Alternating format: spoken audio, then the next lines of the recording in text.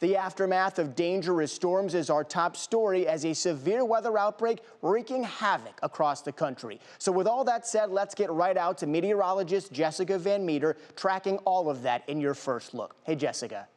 Hey there, Peter. Yeah, we've got quite an active setup from where all that damage was yesterday. A lot of that shifting off to the east today. We had tornadoes across the areas of Alabama, Mississippi, up and get into areas of Tennessee as well. We still have tornado watches at this hour down towards areas of Alabama and into Georgia, as well as that main line of storms pushes towards the Atlanta area.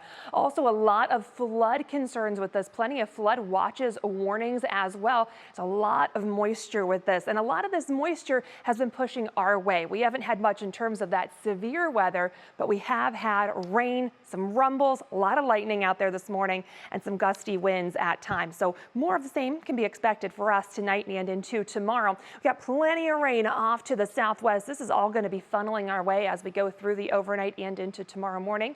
So it's going to be a very soggy night out there for us. We could have some heavier downpours at times. Right now, we've got generally some light to moderate rain that's been pushing through over the last couple of hours. Again, more of that off to the southwest, though. So as we go through tonight, that rain is going to pick up in terms of coverage and intensity in some spots. Some heavier downpours, again, will be possible.